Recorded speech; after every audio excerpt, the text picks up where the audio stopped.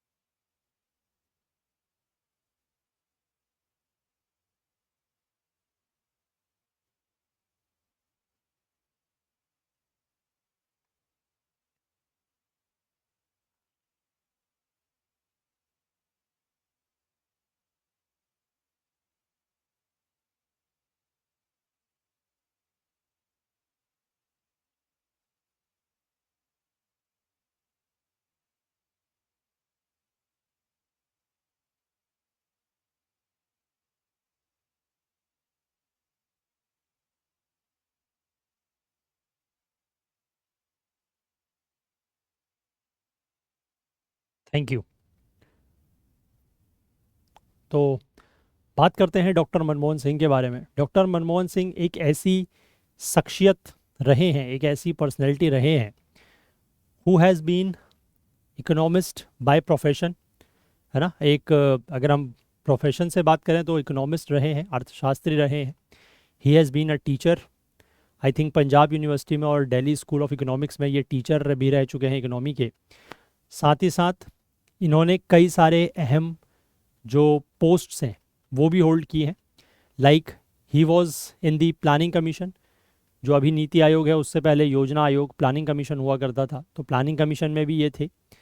उसके बाद जब 1991 में देश के सामने बैलेंस ऑफ पेमेंट का भयानक क्राइसिस था और हमारे देश में फाइनेंशियल इमरजेंसी जैसे हालात पैदा हो रहे थे, उस समय ये नरसिम्हा राव की सरकार में, पीवी नरसिम्हा राव की उस समय सरकार थी, पीवी नरसिम्हा राव की सरकार में ये वित्त मंत्री या फाइनेंस मिनिस्टर हुआ करते थे। तो इन्होंने ही भारत के जो एलपीजी रिफॉर्म्स, जिनको हम आज की डेट में जिस रूप में जानते हैं कि भारत की जो अर्थव्यवस्था है उसको लिबरलाइज किया, एक मार्केट इकोनॉमी का शेप दिया, जिसकी वजह से आज हमारी जो इकोनॉमी एक तरीके से ओपन इकोनॉमी हो पाई है वो इनकी वजह से ही हुई है। ठीक है, साथ ही साथ ये फाइनेंस सेक्रेटरी भी रह चुके हैं, वित्त सचिव रहे हैं। इसके बाद ये आरबीआई के governor, he has held the post of RBI governor. ठीक है, आरबीआई के गवर्नर भी रह चुके हैं और प्रधानमंत्री भी रह चुके हैं, और वो भी लगातार 2 साल, 2004 से लेकर 2014 के बीच में, यूपीए 1 और यूपीए 2 में।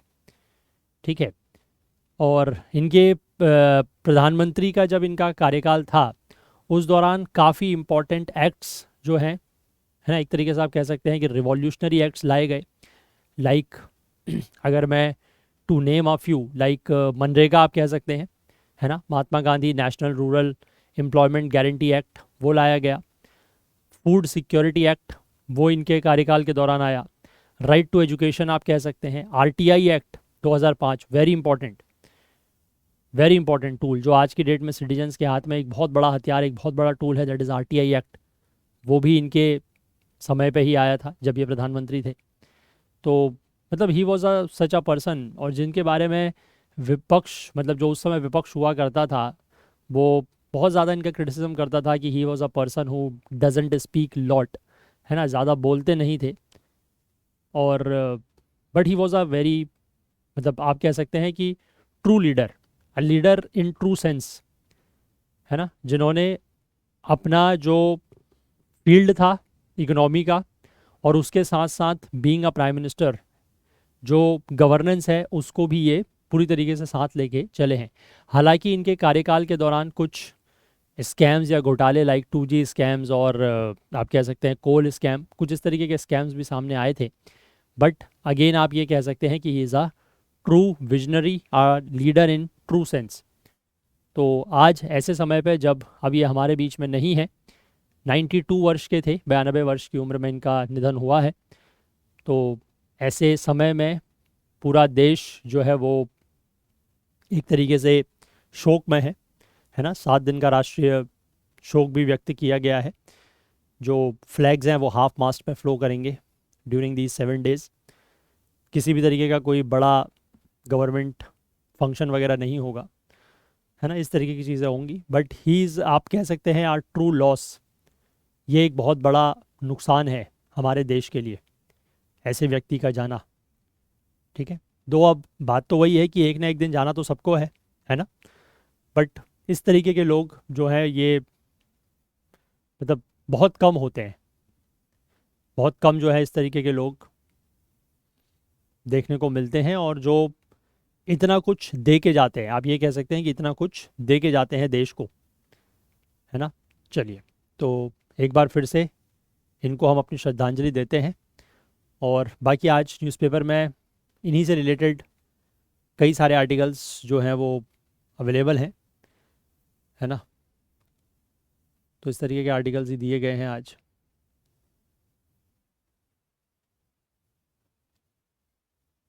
अच्छा, यहाँ पर आपको मैं एक ये वाला आर्टिकल आपके साथ शेयर करूँगा। इस आर्टिकल को आप लोग पढ़िएगा। एक पर्सन है जिनका नाम है थॉमस पिकेटी। आई होप आपने सुना होगा, ये पिछले दिनों न्यूज़ में काफ़ी चर्चा में रहा है इशू। थॉमस पिकेटी बेसिकली एक फ्रेंच इकोनॉमिस्ट है। उन्होंने ये कहा है कि भारत में या होना क्या चाहिए कि जो अल्ट्रा रिच हैं, अल्ट्रा रिच मतलब जो बहुत ज़्यादा पैसा कमाने वाले लोग हैं, उनके ऊपर ज़्यादा टैक्स लगाया जाना चाहिए। ठीक है, सो दैट कि हमारे देश में जो इनइक्वालिटी है उसको एड्रेस किया जा सके, और इससे सरकार को भी ज़्यादा रिसोर्सेज या संसाधन मिलेंगे। तो क्या उनका ये जो डायग्नोसिस है ये सही है, एक्यूरेट है? तो इसको लेकर अगेन 2 यहाँ पर ऑथर्स हैं जिन्होंने अपनी अपनी बात कही है। एक का यहाँ पर ये कहना है कि जो रिच लोग हैं वो सिस्टम में जो लूप होल्स हैं उनको एक्सप्लॉइट करते हैं, और इंडिया का जो टैक्स स्ट्रक्चर है वो अनफेयरली लोडेड है against the poor and middle classes. ठीक है, पुअर एंड मिडिल क्लासेस जो है उनके लिए अनफेयरली लोडेड है, और रिच लोग जो हैं उनको ग्रोथ का के बेनिफिशियरीज वो लोग हैं, उनको इसका फ़ायदा मिलता है।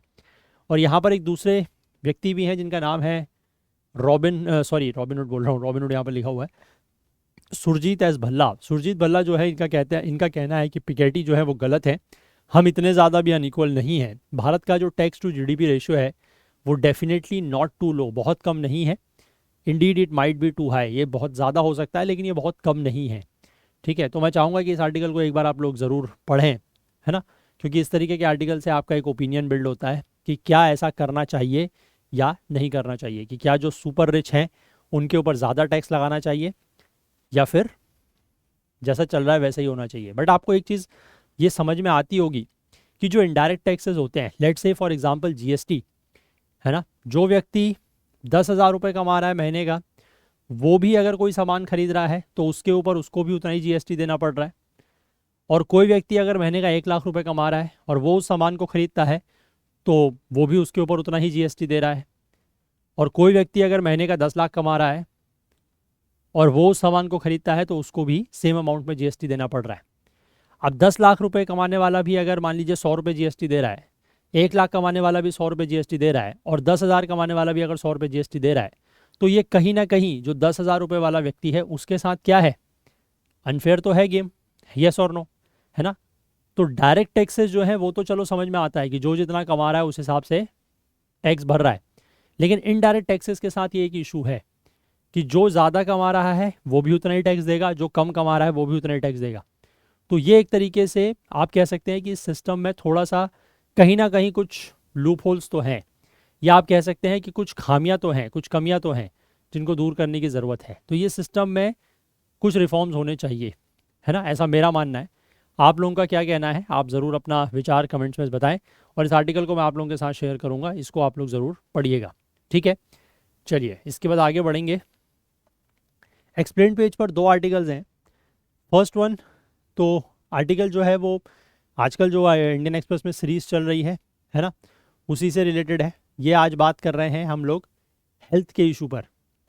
आज हमारा मुद्दा रहेगा हेल्थ का, बट हो सकता है कि आप में से ज़्यादातर लोगों को ये इंटरेस्टिंग ना लगे, और समझ में तो खैर आ ही जाएगा, बट हो सकता है कि इंटरेस्टिंग ना लगे। बट ठीक है, एक बार आर्टिकल आया है तो वी कैन गो थ्रू। हो सकता है कि कुछ चीज़ें जो यहाँ पर दी हैं उसमें से कुछ पूछ लिया जाए, है ना, शॉर्ट्स में नोट, मतलब शॉर्ट में ये बना के आपके स्टेटमेंट्स फॉर्म में PYQs MCQs बना के, सॉरी MCQs वगैरह बना के पूछा जा सकता है, तो वो उसमें देख लेंगे एक बार, है ना। और बाकी अभी जो ये Ken Betwa river linking project है इसके बारे में बात करेंगे, और इसको लेकर विवाद क्यों हो रहा है, वाई इट इज़ कंट्रोवर्शियल क्यों है, विवाद क्यों हो रहा है, तो इसके बारे में बात करेंगे। ठीक है, तो ये हमारे 2 आर्टिकल आज के रहेंगे जिनके ऊपर हमें डिस्कस करना है, और एक आर्टिकल मैं आपके साथ वो शेयर करूँगा, you just go through that. चलिए, तो अगर आप लोग सिविल सर्विसेज 2025 की तैयारी कर रहे हैं जिसका प्रीलिम्स होने वाला है 25 मई के दिन, तो उसमें के से अगर आप तैयारी कर रहे हैं तो आपको अपनी तैयारी को एसेस करने के लिए इस तरीके की एक टेस्ट सीरीज़ आप लोगों के पास होनी चाहिए, जिसमें general studies, current affairs, CSET तीनों ही चीज़ें आपको मिलती हैं टेस्ट के फॉर्म में, ओनली एट 849 रुपीज़। ठीक है, 91 टेस्ट आपको मिल जाते हैं। सिमिलरली अगर मैं बात करूँ ओनली जनरल स्टडीज़ और करंट अफेयर्स के टेस्ट की, तो ये आपको 699 में मिल जाते हैं with 81 test. Only general studies आपको 449 में मिल जाता है ना। ओनली करंट अफेयर्स के टेस्ट आपको मिल जाते हैं 299 में, एंड ओनली CSET के टेस्ट आपको मिल जाते हैं फुल लेंथ टेस्ट 249 में। तो इनमें से जिसमें भी आप एनरोल करना चाहें कर सकते हैं।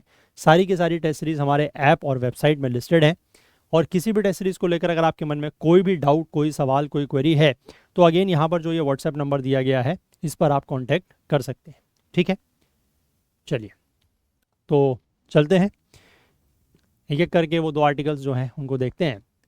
तो सबसे पहले इसी को देख लेते हैं, है ना, केन बेतवा रिवर लिंकिंग प्रोजेक्ट, और ये क्यों कंट्रोवर्शियल हो रहा है, तो पहले इसी के बारे में बात कर लेते हैं। तो अभी 2 दिन पहले प्रधानमंत्री नरेंद्र मोदी ने फाउंडेशन स्टोन रखा है ऑफ दी दौधन डैम। ठीक है, दौधन डैम बेसिकली जो ये Ken Betwa river linking national project है, इसका एक बहुत ही की कंपोनेंट है, एक महत्वपूर्ण अंग है ना। अब ये KBLP शॉर्ट में लिखा गया, that is Ken Betwa linking project, river linking project. तो केन और बेतवा रिवर्स जो हैं, ये दोनों नदियाँ जो हैं, ये सहायक नदियाँ हैं किसकी? यमुना की। ठीक है, यमुना की सहायक नदियाँ हैं। अच्छा, कहाँ से निकलती हैं और कहाँ पर ड्रेन होती हैं, ये आप मुझे कमेंट्स में बताइएगा। दोनों ही नदियाँ, केन भी और बेतवा भी। यमुना की सहायक नदियाँ हैं तो ड्रेन तो यमुना में होंगी, ये तो समझ में आता है। चलिए, लेकिन कहाँ से ओरिजिनेट होती हैं ये आपको जानना ज़रूरी है, और कमेंट्स में मुझे आप लोग ये बताइएगा। अब ये जो KBLP that is Ken Betwa river linking project है, इसका विजन क्या है? इस एम का, इस मिशन का, या इस आप कह सकते हैं प्रोजेक्ट का जो विजन है वो ये है कि transferring water from the Ken to the Betwa via the 221 kilometre long Ken Betwa linking canal. तो इसका विजन ये है इस पूरे के पूरे प्रोजेक्ट का, या इस पूरे के पूरे प्रोग्राम का, कि जो केन नदी है वहाँ से बेतवा नदी में पानी ट्रांसफ़र किया जाएगा और 221 किलोमीटर लंबी एक लिंक बनाई जाएगी, लिंक कैनाल, मतलब दोनों नदियों को जोड़ने वाली एक नहर बनाई जाएगी। इस तरीके से ये कुछ है, आप देख सकते हैं यहाँ पर। ठीक है, जैसे ये नदी जो है this is your Ken river, और ये नदी जो है this is your Betwa river. तो इन दोनों को जोड़ते हुए यहाँ पर जो ये दौधन डैम है, यहाँ से बेसिकली एक लिंकिंग कैनाल बनाई जाएगी, और जिसके थ्रू केन रिवर का पानी जो है वो बेतवा नदी में जाएगा। ठीक है, ध्यान रखिएगा, केन का पानी बेतवा में जाएगा, रिवर्स नहीं है ना? समझ गए बात? यहाँ तक क्लियर है? अब इसको लेकर जो जल शक्ति मंत्रालय है उसके अनुसार ये प्रोजेक्ट जो है वो एनुअल इरिगेशन प्रोवाइड करेगा 10.62 लाख हेक्टेयर्स, 10.62 लाख हेक्टेयर्स ज़मीन में इसमें इरिगेशन के लिए पानी मिलेगा, जिसमें से इतना एरिया जो है वो मध्य प्रदेश में है और इतना एरिया यूपी में है।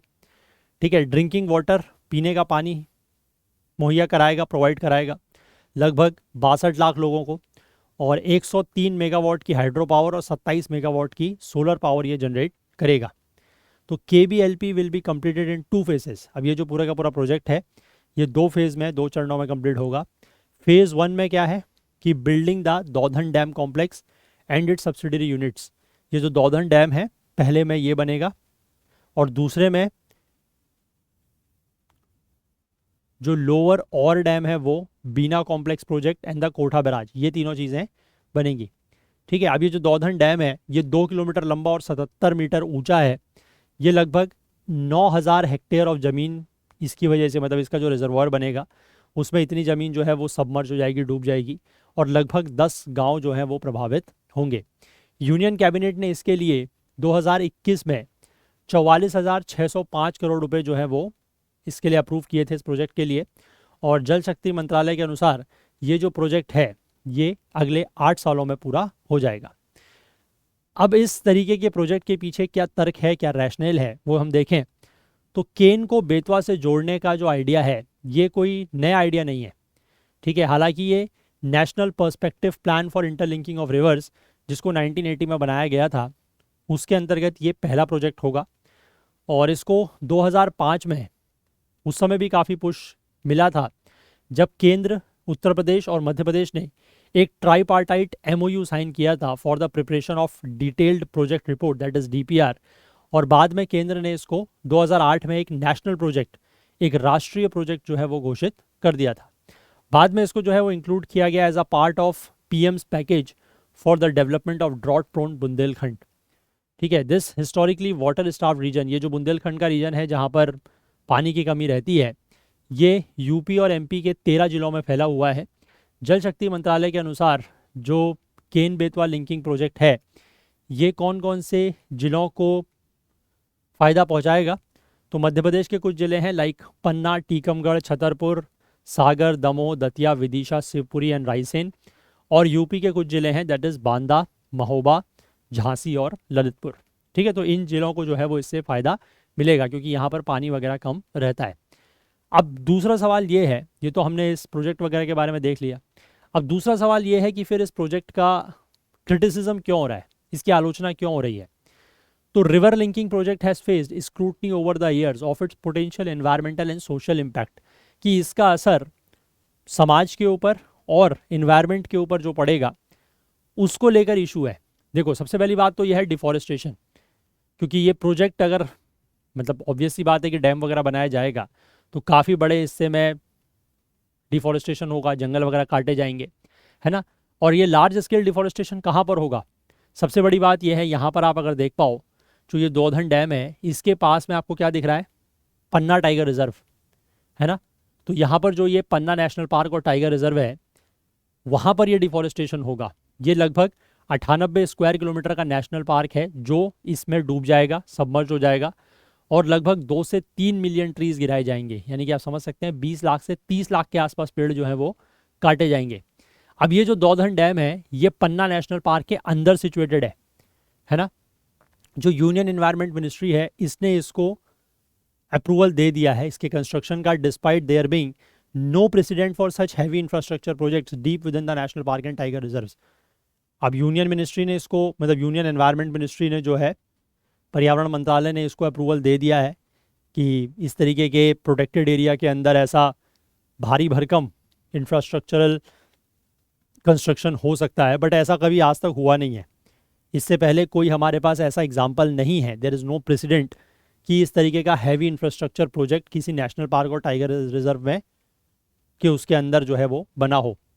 Supreme court appointed central empowered committee, इसने ये पॉइंट आउट किया था कि that the KBLP will undo the efforts to reintroduce tigers to Panna where they went locally extinct to 2009। यहाँ पर सुप्रीम कोर्ट के द्वारा बनाई गई एक सेंट्रल एम्पावर्ड कमेटी ने ये बात पर इशारा किया था कि इस प्रोजेक्ट की वजह से होगा क्या कि 2009 में जहाँ पर ये पन्ना टाइगर रिजर्व है वहाँ पर जो टाइगर्स हैं वो क्या हो गए थे?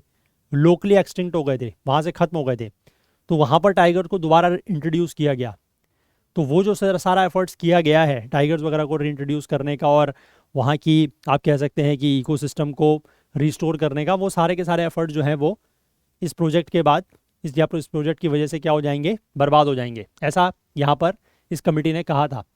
और दूसरी बात ये भी कहा गया है कि जो ये दौधन डैम है ये घड़ियाल पॉपुलेशन को, जो केन घड़ियाल सेंचुरी है वहाँ पर घड़ियाल की पॉपुलेशन, घड़ियाल मतलब जो क्रोकोडाइल की एक प्रजाति होती है वो, और साथ ही साथ जो वल्चर नेस्टिंग साइट्स हैं उनको भी प्रभावित कर सकता है। ठीक है, तो ये बेसिकली आपके डिफॉरेस्टेशन या आप कह सकते हैं एनवायरमेंटल कंसर्न्स बताए गए हैं। इसके बाद कुछ हाइड्रोलॉजिकल कंसर्न्स भी हैं कि ओवर द ईयर्स एक्सपर्ट्स ने ये पूछा है, experts have asked for the hydrological data of the Kane surplus water to be made public for a thorough review and further study। कि केन में कितना ज़्यादा सरप्लस पानी होता है, क्योंकि ऑब्वियस सी बात है कि जो पानी ज़्यादा होगा उसी को ट्रांसफ़र किया जाएगा, है ना, फ्रॉम केन टू बेतवा। तो उसकी मांग की है, एक्सपर्ट्स ने पूछा है कि कितना इसमें सरप्लस पानी होता है, इसका डेटा जो है वो पब्लिक के लिए जारी किया जाए ताकि उसका रिव्यू और स्टडी की जा सके। और ये प्रोजेक्ट जो है वो आज से लगभग, the project was first envision more than 40 years ago, ये आज से 40 साल पहले जो है ये प्रोजेक्ट, इसका विजन देखा गया था। अब पिछली बार जो पिछले साल IIT बॉम्बे के साइंटिस्ट के द्वारा, वैज्ञानिकों के द्वारा एक स्टडी पब्लिश की गई है, उसमें ये कहा गया है कि that moving large quantities of water as a river linking projects can affect the land atmosphere interplay and feedback and lead to a mean rainfall deficit of up to 12% in September।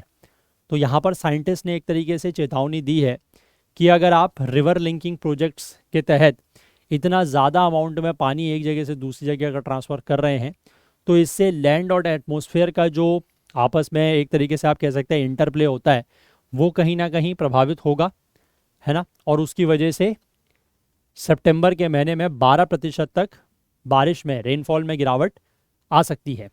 ठीक है, इसके बाद अगला जो एक point है वो है कि लोकल पॉपुलेशन वहाँ की जो होगी उसका क्या हो जाएगा? विस्थापन हो जाएगा, है ना। विस्थापन मतलब डिस्प्लेसमेंट, कि उनको वहाँ से हटना पड़ेगा, क्योंकि मैंने बताया ना शुरुआत में कि 10 गांव जो हैं वो लगभग डूब जाएंगे, तो 10 गांव में रहने वाले लोग कहाँ जाएंगे, है ना। तो यहाँ पर यही लिखा है कि दौधन डैम की वजह से लगभग 5228 परिवार छतरपुर डिस्ट्रिक्ट में और 1400 परिवार पन्ना डिस्ट्रिक्ट में ये क्या हो जाएंगे? डिस्प्लेस हो जाएंगे, क्योंकि इनके जो गांव है, जो इनके विलेजेस हैं वो सबमर्ज हो जाएंगे इस रिजर्वायर में। तो इसीलिए अभी तक जो लैंड एक्विजिशन प्रोसेस है, जो ज़मीन अधिग्रहण की प्रक्रिया है डैम के लिए, इसका कई सारे वहाँ के जो लोकल्स हैं उन्होंने प्रोटेस्ट किया है ना, उन्होंने प्रोटेस्ट किया है। और जिन्होंने ये कंप्लेन की है कि एक तो इनको जो पर्याप्त कंपनसेशन है वो नहीं मिल रहा है, और जो पन्ना डिस्ट्रिक्ट के लोग हैं उनके लिए जो फ़ायदे हैं, जो बेनिफिट्स हैं, वो भी बहुत कम मिल रहे हैं। ठीक है, ये बातें भी यहाँ पर की गई हैं। ठीक है, क्लियर है? आई होप समझ गए आप। चलिए, तो इस आर्टिकल को आप लोग इंफ्रास्ट्रक्चर में लेंगे, है ना। वैसे हम लोग यहाँ पर तो पॉलिसी दिया जाता है, बट हम लोग इंफ्रास्ट्रक्चर में बात करते हैं इस तरीके के आर्टिकल्स की, जीएस पेपर 3 इकोनॉमी में, है ना। इस तरीके के जो इंफ्रास्ट्रक्चर प्रोजेक्ट्स हैं उनकी बात वहीं पर होती है। क्लियर है? चलिए, कंसर्न्स वगैरह भी ध्यान रखिएगा और क्या ये प्रोजेक्ट है पूरा, ये भी। चलिए, इसके बाद आगे बढ़ते हैं, बात करेंगे इस वाले आर्टिकल की। मैंने बताया कि जो सीरीज़ चल रही है उसी का ये पार्ट है, breakthroughs of hope and promises. कि आने वाला जो साल है इसमें कई सारी उम्मीदें भी हैं और ये कई सारे प्रोमिसेस लेके भी आ रहा है। तो आर्टिकल अगर आपको बहुत ज़्यादा समझ में ना आए, मैं पहले ही कह रहा हूँ, क्योंकि कुछ कुछ चीज़ें जो मतलब हेल्थ रिलेटेड होती हैं, ये है ना, वो ऐसी टेक्निकल होती हैं कि वो समझ में नहीं आएंगी, तो बहुत ज़्यादा परेशान नहीं होना है, जनरल समझते चलेंगे आर्टिकल को, है ना। देखो, यहाँ पर लिखा है कि 2024 में जो हेल्थ केयर है that saw significant advances across multiple specialisations, कि 2024 में हेल्थ केयर के जो सेक्टर है उसमें मल्टीपल स्पेशलाइजेशंस में कई सारे एडवांसेस मतलब चीज़ें जो हैं वो इम्प्रूव हुई हैं। कोविड-19 पेंडेमिक ख़त्म हुआ उसके बाद जो वापस से अटेंशन है वो कहाँ जाने लगा है, to the growing burden of non communicable diseases. जो नॉन कम्युनिकेबल डिजीजेस का बर्डन बढ़ रहा है, वापस से फोकस उनकी तरफ जा रहा है। नॉन कम्युनिकेबल डिजीजेस मतलब जो बीमारियां एक दूसरे में फैलती नहीं है, like Covid was a communicable disease, है ना। अब इसमें आगे लिखा है, देखो, वेट लॉस ट्रीटमेंट्स, क्योंकि ये एक सबसे बड़ी, एक तरीके से आप कह सकते हैं, समस्या है ज़्यादातर लोगों की। Weight loss treatments have seen remarkable breakthroughs, है ना। वेट लॉस ट्रीटमेंट के बारे में भी आगे हम बात करेंगे, कौन कौन सी जो ड्रग्स वगैरह हैं उससे रिलेटेड। तो वेट लॉस ट्रीटमेंट में जो है वो काफ़ी अच्छे ब्रेक थ्रूज देखे गए हैं इस साल।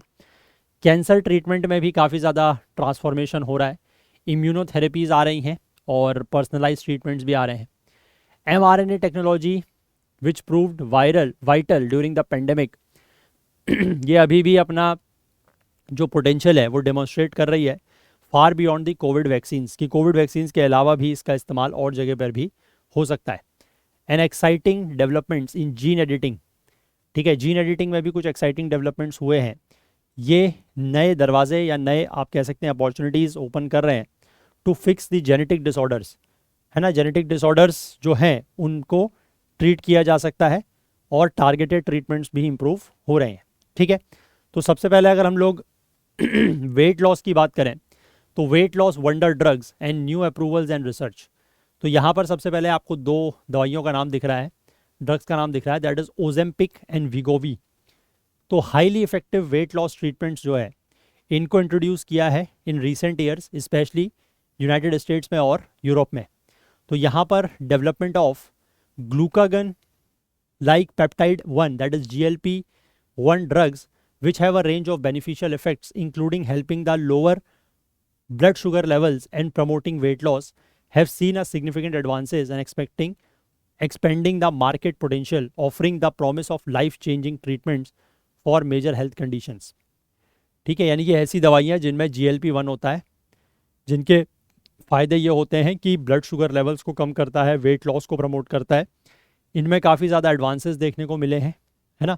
और इनका जो मार्केट पोटेंशियल है वो भी फैल रहा है, एक्सपेंड हो रहा है, और ये एक लाइफ चेंजिंग ट्रीटमेंट का प्रॉमिस ऑफर करते हैं।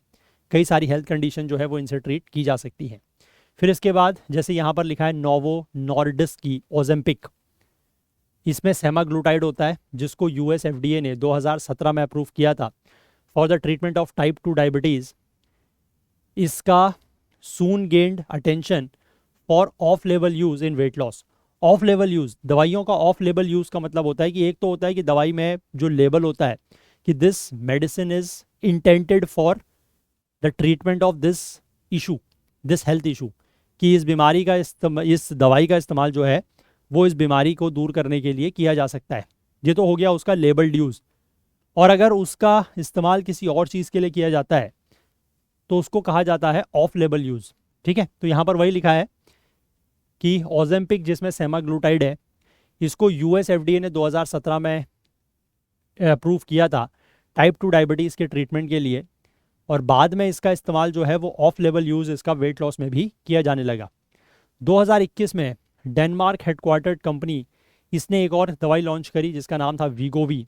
ये भी एक सेमाग्लूटाइड पेन इंजेक्शन था जो कि फर्स्ट FDA अप्रूव्ड ड्रग बन जाता है for the long term weight management in almost a decade. ठीक है, तो इसका इस्तेमाल भी वेट मैनेजमेंट के लिए किया जाने लगा। इसके बाद नवंबर 2023 में एक कंपनी है दैट इज़ इली लिलीज, उसकी एक दवाई थी दैट इज़ ज़ेपबाउंड। इसमें था टिरज़ेप्टाइड, हमने ये सब बातें वैसे पहले की हैं, जिसमें भी GLP-1 रिसेप्टर एगोनिस्ट था लाइक सेमाग्लूटाइड। इसको भी FDA का अप्रूवल मिल जाता है फॉर ओबेसिटी ट्रीटमेंट। और इसके बाद this followed the success of Lilly's Mounjaro. Mounjaro again is a tirzepatide, an injectable diabetes drug that is also used off लेवल फॉर वेट लॉस। तो ये सारी दवाइयाँ ऐसी हैं जो जनरली वैसे तो डायबिटीज़ वगैरह के लिए यूज़ होती हैं, बट इनका जो ऑफ लेवल यूज़ है वो वेट लॉस के लिए भी है। तो दोनों ही, चाहे वीगोबी हो या ज़ेपबाउंड हो, ये GLP-1 लेवल्स को क्या करती हैं, बूस्ट करती हैं, हमारे गट में सिग्नल्स को टारगेट करती हैं, है ना, गट में और ब्रेन में, ताकि यूज़र्स को जो है वो मतलब एक जैसे होता है ना कि आपने कुछ खाया ना भी हो लेकिन फिर भी एक फीलिंग ऑफ फुलनेस कि खाने का मन नहीं हो रहा है, उस तरीके का जो है वो इससे फील होता है, मतलब पेट भरा भरा सा लगता है। तो ज़ेपबाउंड जो है वो भी जो GIP that is gastric inhibitory polypeptide, उसके लेवल को भी बढ़ाता है। ये एक ऐसा हार्मोन है जो बॉडी रिलीज़ करती है after a meal to induce the feeling of being full. यानी कि एक ऐसा हार्मोन है जब हम खाना खाते हैं तो उसके बाद हमारी बॉडी से ये हार्मोन रिलीज़ होता है, जिससे हमें पता लगता है कि अब हमने खाना खा लिया है, हमारा पेट जो है वो भर गया है। ठीक है, तो ये इस चीज़ को भी रिलीज़ करता है। तो इससे क्या होगा, ऑब्वियस सी बात है, अगर ये दवाइयाँ इस तरीके के हार्मोन्स रिलीज़ करेंगी, है ना, या इस तरीके के जो पॉलीपेप्टाइड है या कुछ ऐसे सिग्नल्स देंगी, तो उससे आपको क्या लगेगा कि आपको लगेगा कि आपका पेट जो है वो भरा हुआ है, तो आप खाना कम खाएंगे, और खाना कम खाएंगे तो ऑब्वियस सी बात है कि फिर वेट लॉस हो सकता है ना। अब इसके बाद कुछ ट्रायल रिजल्ट्स की अगर मैं बात करूं इस साल, तो इस मार्च के महीने में FDA ने अप्रूव किया है the use of Wegovy for reducing the risk of heart attacks and strokes in overweight और obese adult with cardiovascular disease. यानी कि ऐसे जो लोग हैं, है ना, जो ओवरवेट हैं, जो ओबीज हैं, ऐसे एडल्ट्स जिनको कार्डियोवैस्कुलर डिजीजेस हैं, उनमें हार्ट अटैक्स और स्ट्रोक्स के खतरे को कम करने के लिए भी वीगोवी का इस्तेमाल किया जा सकता है। ऐसा अप्रूवल FDA ने दिया है। और ये जो पहला अप्रूवल है for a therapy to address both weight management and cardiovascular risk, ये सेलेक्ट ट्रायल के बेसिस पर हुआ है, जिसमें ये बताया गया है कि 20% का रिडक्शन हुआ है in such risk compare to a placebo. Placebo basically एक, आप कह सकते हैं ना, एक ऐसी दवाई होती है जिसका फिजियोलॉजिकल इफेक्ट तो बहुत ज़्यादा नहीं है, but it's a kind of a psychological effect.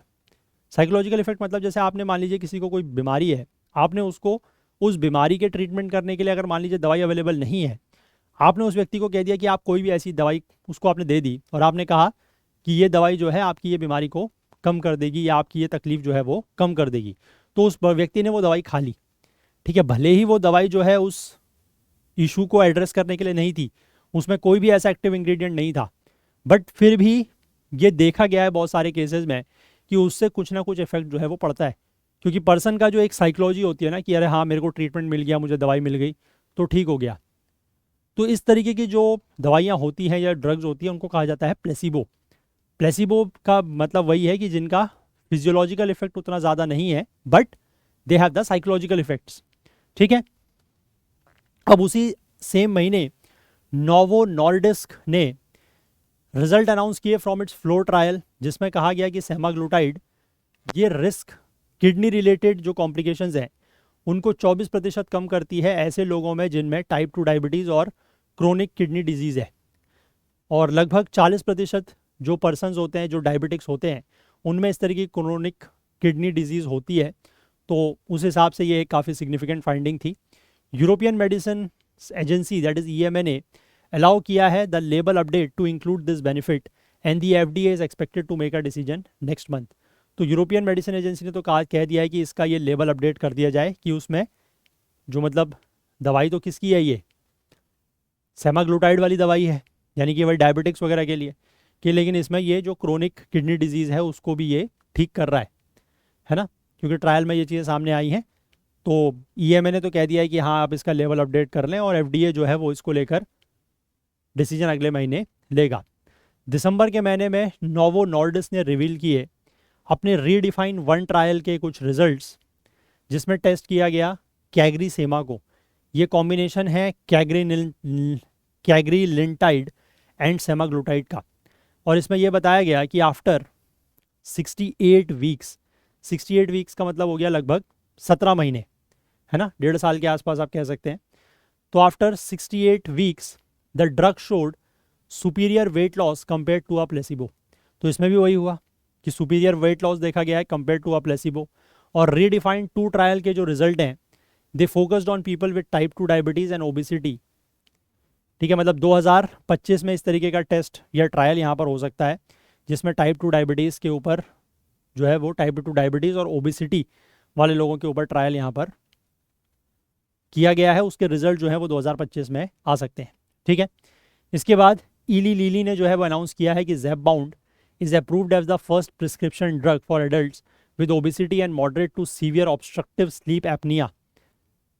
कि ये पहली ऐसी प्रिस्क्रिप्शन ड्रग है एडल्ट्स के लिए, एडल्ट्स विद ओबेसिटी, ऐसे एडल्ट्स जो जिनमें मोटापा है और जिनमें moderate to severe obstructive sleep apnoea है। स्लीप एपनिया का मतलब होता है कि जब वो रात को सोते हैं ना, तो उनको किसी तरीके की ब्रीदिंग इशू होता है, that is known as sleep apnoea. तो ऑब्स्ट्रक्टिव स्लीप एपनिया जिसको मॉडरेट टू सीवियर है, उनके लिए ये दवाइयाँ हैं।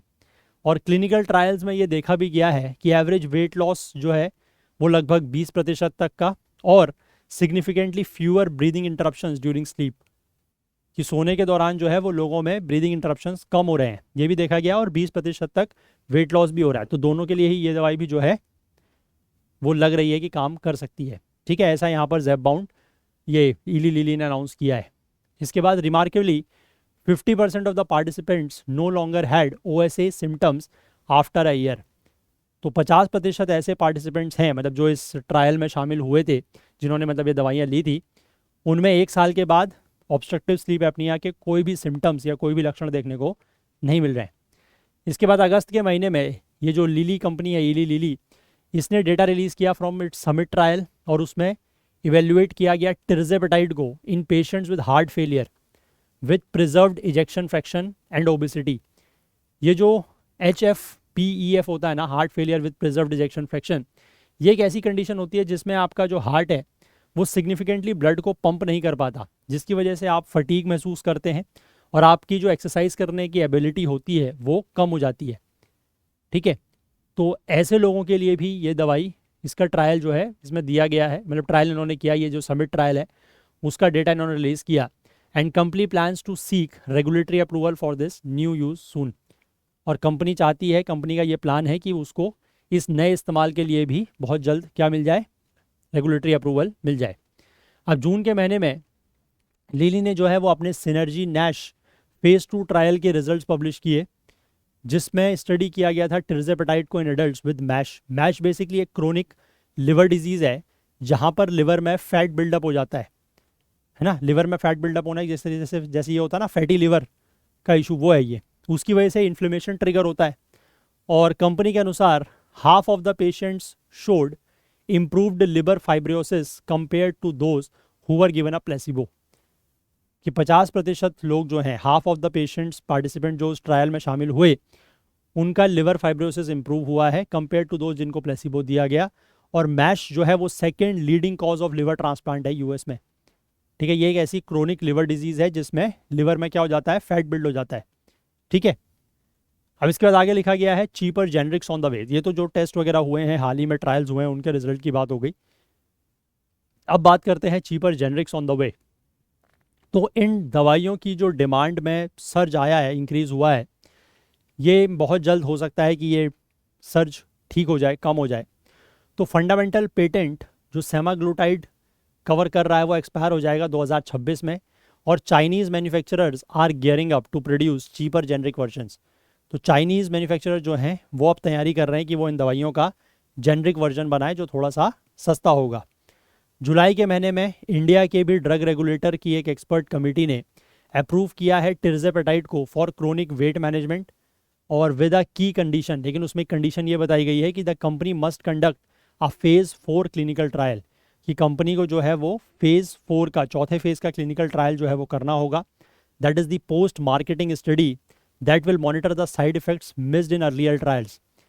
कि ये फेज़ 4 का ट्रायल क्या होगा, पोस्ट मार्केटिंग, मतलब बाज़ार में ये दवाई आ गई है, उसके बाद इसका स्टडी की जाएगी कि इस दवाई से कहीं कुछ साइड इफ़ेक्ट्स तो नहीं हो रहे हैं, जो साइड इफ़ेक्ट्स अर्लियर ट्रायल्स में, पहले के ट्रायल्स में मिस हो गए हों, उनको देखना है, ठीक है। और एसेस करना है ड्रग्स का long term performance in India's diverse population, क्योंकि इंडिया में तो पॉपुलेशन डाइवर्सिटी बहुत ज़्यादा है, अलग अलग तरीके के लोग हैं, है ना। तो उनमें इस दवाई का जो लॉन्ग टर्म परफॉर्मेंस है उसको एसेस करना है। ये सारा चीज़ फेज़ 4 ट्रायल में होगा, है ना। इसी कंडीशन के आधार पर जो है यहाँ पर ये ड्रग रेगुलेटर ने टिrzepatide को क्रोनिक वेट मैनेजमेंट के लिए अप्रूवल दिया है। अब इसके बाद आगे लिखा है कि लिली जो है वो एक्सपेक्टेड है, इली लिली जो कंपनी है वो एक्सपेक्टेड है कि वो लॉन्च करेगी मोनजारो इन इंडिया 2025 में, ग्लोबल सप्लाई अवेलेबिलिटी के ऊपर आधारित, मतलब जितनी ग्लोबल सप्लाई अवेलेबल होती है उसके बेसिस पर। नोवो नॉर्डिस्क 2 ये भी अपना weight loss drug new year में लॉन्च कर सकती है।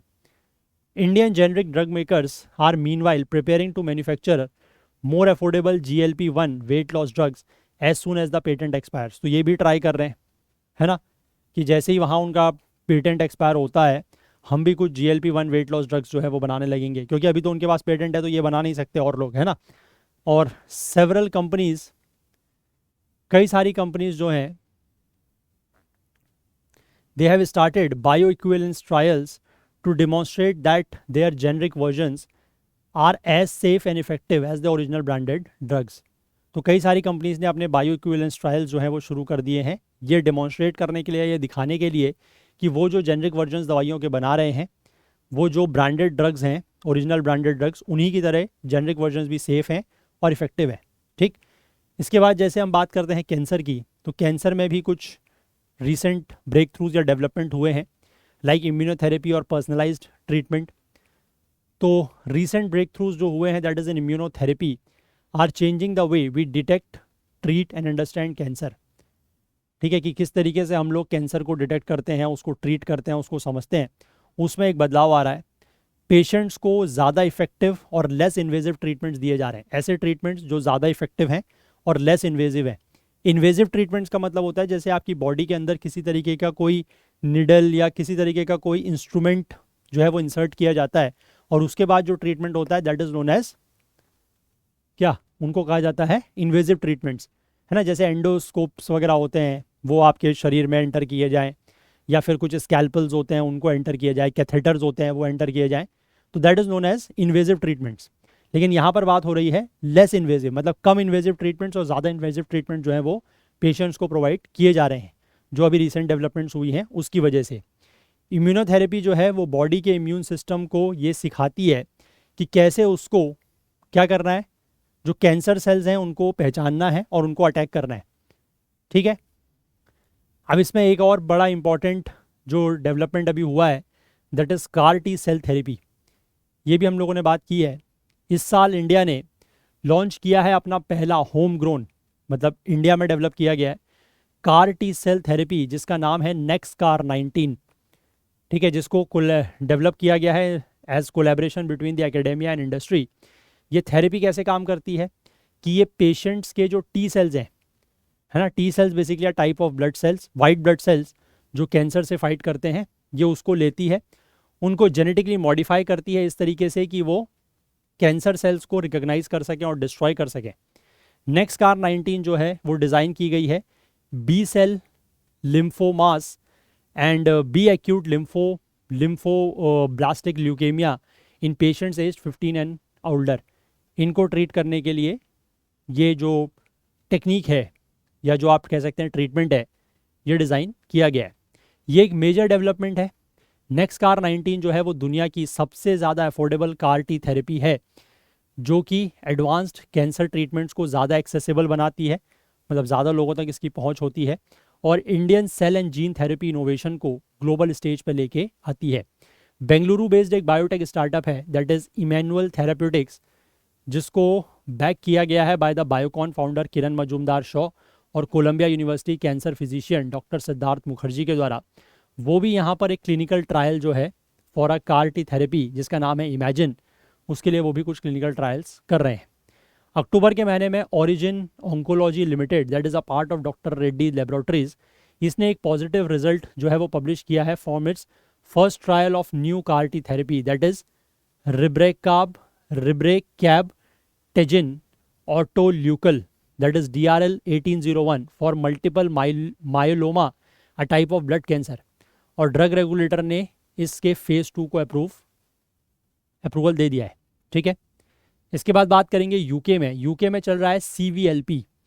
यूके का जो नेशनल हेल्थ सर्विसेज है उन्होंने लॉन्च किया है कैंसर वैक्सीन लॉन्च पैड। ये बेसिकली बात करता है, इसका फोकस है पर्सनलाइज्ड कैंसर वैक्सीन्स का, जिसको mRNA टेक्नोलॉजी का यूज़ करके बनाया जाएगा। ठीक है, इसमें देखो जो नेशनल हेल्थ सर्विसेज है उसने अनाउंस किया था मई के महीने में preliminary clinical trial results of the treatment of the first patient with a tailored vaccine for bowl cancer. Tailored vaccine मतलब कि उस व्यक्ति के हिसाब से कैंसर की वैक्सीन बनाई गई। अब ये वैक्सीन जो है वो क्या किया जाता है कि पेशेंट्स के जो ट्यूमर्स हैं उनको एनालाइज करने के बाद क्रिएट की जाती है।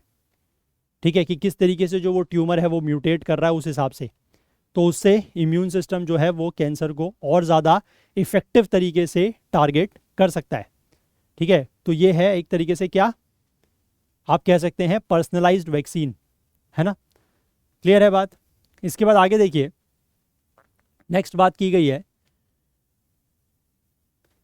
The trial will be expanded. अब ये पहले तो अभी इस वाले बाउल कैंसर के लिए किया गया है, अब ये ट्रायल जो है वो बाकी तरीके के कैंसर्स के लिए लाइक पेनक्रियाटिक और लंग कैंसर के लिए, इनके लिए भी जो है वो किया जाएगा as most participants join by 2026, कि ज़्यादा पार्टिसिपेंट जो है वो ट्रायल में आएंगे तो फिर और कैंसर्स के लिए भी ये ट्रायल जो है वो किए जाएंगे।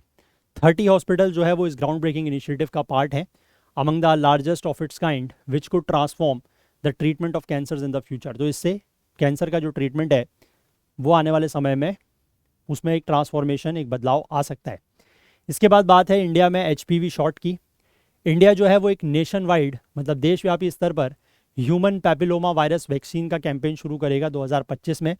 ये वैक्सीन जो है वो प्रिवेंट करती है या प्रोटेक्ट करती है again strains of the virus के ऐसे स्ट्रेन्स जो majority of the cervical cancers और कुछ तरीके के एनस, वेजाइना और थ्रोट के कैंसर्स के लिए भी रिस्पॉन्सिबल है। It also guards against the strains that cause the most genital wards, offering a shield against a wide range of HPV related diseases. तो ये बेसिकली जो ऐसे स्ट्रेन्स होंगे, है ना, जो कि क्या करते हैं जेनिटल वॉर्ड्स क्रिएट करते हैं। जेनिटल वॉर्ड्स का मतलब है कि जैसे आपके जेनिटल एरियाज में कुछ ऐसे निशान से बन जाएं, है ना, कुछ एक तरीके से आप कह सकते हैं बम्प्स वगैरह तरीके के बन जाएं, जो कि एक शील्ड प्रोवाइड करते हैं against a wide range of HPV related diseases. तो उनके अगेंस्ट भी ये गार्ड प्रोवाइड करेंगे। And this is a very important campaign. Cervical cancer second most common cancer है अमंग इंडियन वीमेन। भारतीय महिलाओं में सर्वाइकल कैंसर दूसरा सबसे बड़ा कॉमन कैंसर है। पहला कौन सा है? ब्रेस्ट कैंसर, है ना। India bears a staggering 20% of the global burden of the disease. तो पूरी दुनिया में जितने भी सर्वाइकल कैंसर के केसेस हैं उसमें से 20% यानी कि 1/5 जो है वो इंडिया में है।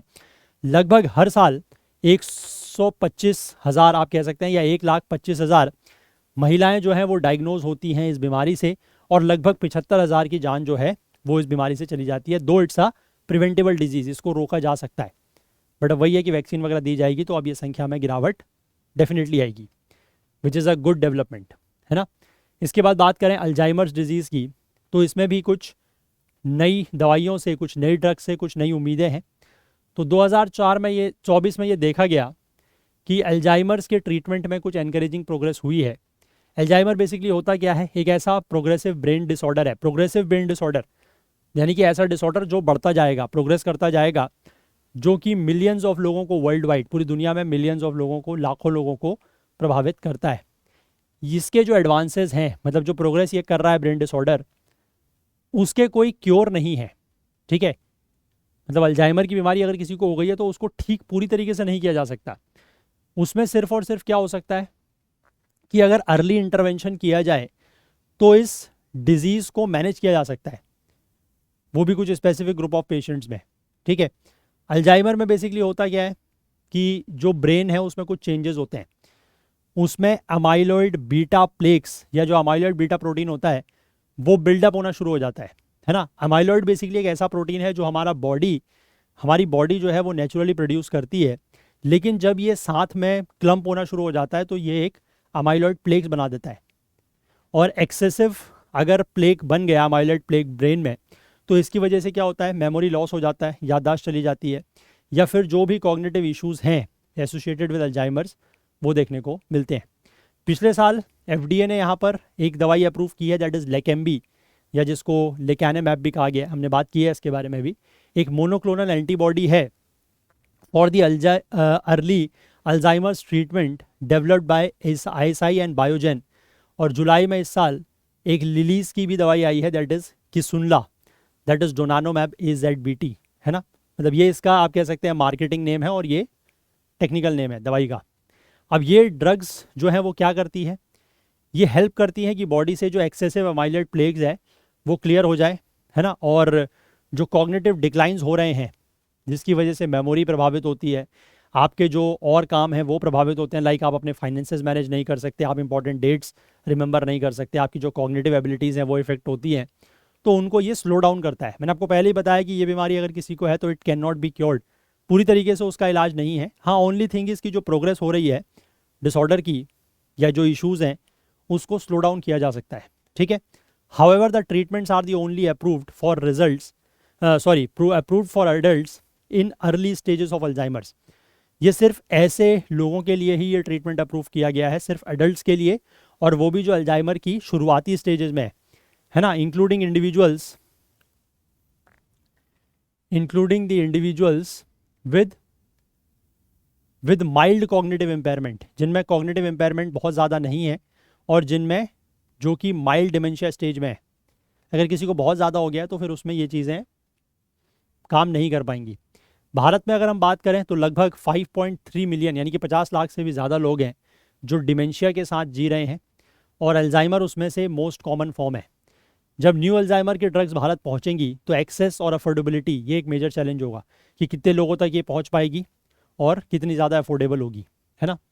इसके बाद ये लिखा हुआ है कि इन ड्रग्स की, इन दवाइयों की जो परफॉर्मेंस है in larger group of patients, इसको क्लोजली वॉच किया जाएगा अगले कुछ सालों में।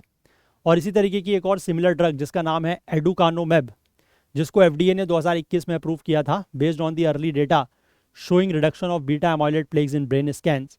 बाद में उसमें यह पता लगा कि इससे पेशेंट्स के जो लक्षण है, जो सिम्टम्स हैं, उनमें किसी तरीके का कोई एक्चुअल इम्प्रूवमेंट या सुधार नहीं हो रहा है। इंडिया भी रिसर्च कर रही है कि वो ऐसे कुछ पोटेंशियल ट्रीटमेंट्स को एक्सप्लोर कर रही है जिसमें मतलब अदर देन थेरेपीज जो एमाइलॉइड बीटा प्रोटीन को टारगेट करते हों, कि किसी और तरीके से अगर इस बीमारी को दूर किया जा सके तो उसको उस तरीके के ट्रीटमेंट्स को भारत एक्सप्लोर कर रहा है, ठीक है। इसके बाद आ गया जीन एडिटिंग, ऐसे एडवांसेस दैट प्रॉमिस ट्रांसफॉर्मेशन। दिसंबर 2023 यानी कि पिछले साल एफडीए ने अप्रूव किए थे 2 ground breaking treatments, one was Casgevy and second was Lyfgenia, the first cell based gene therapies to treat the sickle cell disease in patients aged 12 and older. यानी कि 12 साल और उससे ऊपर के जो पेशेंट्स हैं, जो बीमार हैं, उनमें अगर सिकल सेल डिजीज़ है ना। सिकल सेल डिजीज़ का मतलब मैंने आपको एक बार हमने डिटेल में इसको कवर भी किया था कि जिसमें जो आपके ब्लड सेल्स होते हैं वो उनका शेप डिस्टॉर्ट होकर सिकल फॉर्म में आ जाता है ना। तो उस तरीके का सिकल सेल डिजीज़ अगर किसी को है तो उसके ट्रीटमेंट के लिए ये थेरेपीज़ थी, ठीक है। 2024 में बॉस्टन बेस्ड वर्व थेरेप्यूटिक्स ने, ये ऐसी कंपनी है जो स्पेशलाइज करती है इन जीन एडिटिंग मेडिसिन, इसने अपनी 2 experimental therapies like Verve 101 and Verve 102 इनको अनाउंस किया, जिनको डिज़ाइन किया गया है to lower the cholesterol by targeting the PCSK9 gene in the liver. तो इसका टारगेट ये था कि ये कोलेस्ट्रॉल को कम करेगी लिवर में PCSK9 जीन को टारगेट करके।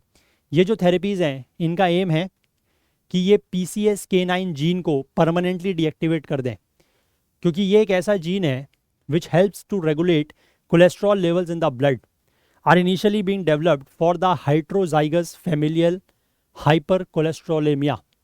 ये एक ऐसी जेनेटिक कंडीशन है जिसमें डेंजरस लेवल में जो आपका बैड कोलेस्ट्रॉल है, यानी कि जो LDL होता है, वो बढ़ जाता है, ठीक है।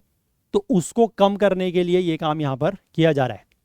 इवेंचुअली ये जो ट्रीटमेंट्स हैं इनका इस्तेमाल ऐसे पेशेंट्स के लिए भी हो सकता है जिनमें स्केलेरोटिक कार्डियोवैस्कुलर डिजीजेज हों जो कि हाई लेवल्स ऑफ एलडीएल से स्ट्रगल करते हैं डिस्पाइट अदर इंटरवेंशंस, कि बाकी कुछ और किया जा रहा है लेकिन उनमें असर नहीं हो रहा है और वो हाई लेवल्स ऑफ एलडीएल की वजह से काफ़ी ज़्यादा स्ट्रगल कर रहे हैं, प्रभावित हो रहे हैं. The researchers have used CRISPR based gene editing to create an infusion that can switch off the PCSK9 gene. तो क्रिस्पर बेस्ड टेक्नोलॉजी जो है उसका इस्तेमाल, जो जीन एडिटिंग टेक्नोलॉजी है उसका यूज़ करके एक इन्फ्यूजन क्रिएट करने की कोशिश की है जिससे वो इस जीन को स्विच ऑफ कर सकते हैं, विच controls the production of LDL receptors. तो उससे क्या होगा कि LDL जो है यानी कि आपका जो बैड कोलेस्ट्रॉल है वो, उसका प्रोडक्शन जो है क्या हो जाएगा, वो कंट्रोल हो जाएगा और उससे क्या होगा कि जो LDL कोलेस्ट्रॉल है वो ब्लड स्ट्रीम से मूव कर जाएगा.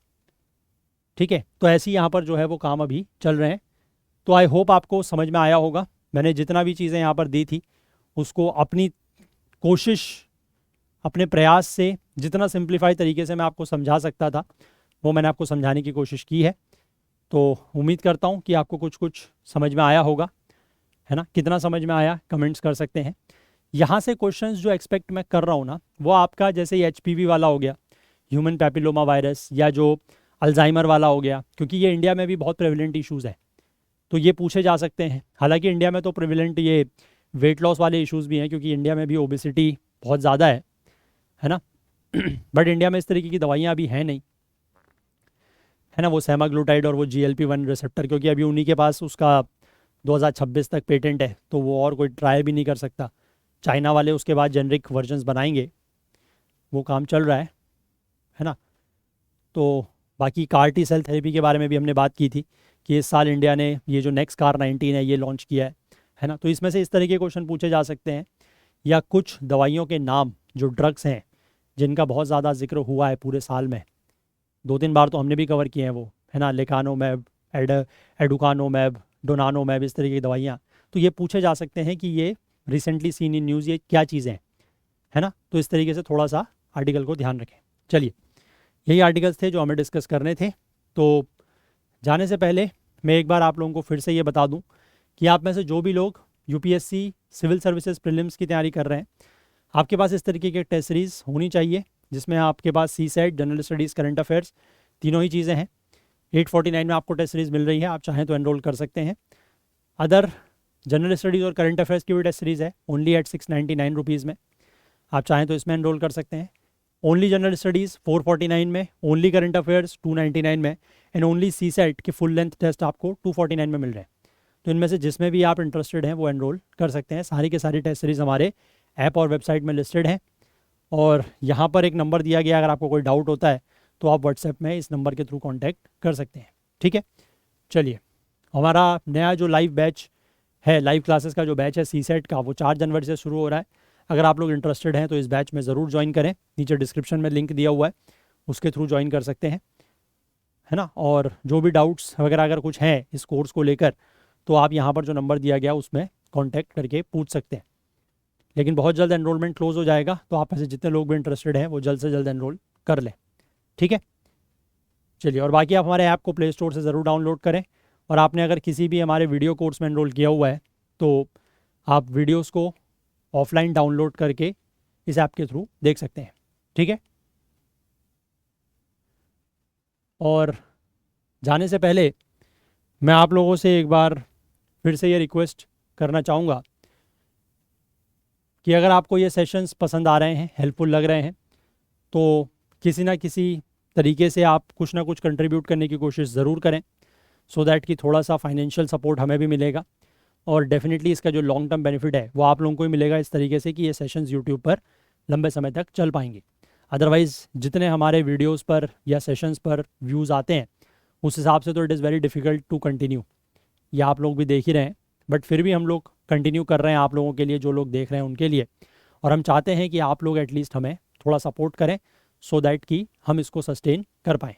ठीक है, तो चलिए, अगर आपको आज का सेशन पसंद आया तो लाइक ज़रूर करें, ज़्यादा से ज़्यादा शेयर करें. आपके जो भी डाउट्स हैं, जो क्वेरीज़ हैं, वो आप कमेंट कर सकते हैं. कुछ सवाल आपसे पूछे गए हैं तो उनके जवाब भी ज़रूर बताएं. चैनल को आपने सब्सक्राइब नहीं किया है तो डेफिनेटली कर लें. बेल आइकन प्रेस करना ना भूलें ताकि वीडियोस के नोटिफिकेशन आपको ऑन टाइम मिल सकें. और साथ ही साथ अपना प्यार, अपना सहयोग, अपना और कंट्रीब्यूशन हमारे साथ बनाए रखें. हाईलाइटेड आर्टिकल्स आपको करंट अफेयर्स ओकुल टेलीग्राम चैनल पर मिल जाएंगे, जिसका लिंक नीचे डिस्क्रिप्शन में दिया हुआ है, या फिर आप इसको करंट अफेयर्स ओकुल सर्च करके भी ज्वाइन कर सकते हैं, या इस QR कोड को स्कैन करके भी ज्वाइन कर सकते हैं।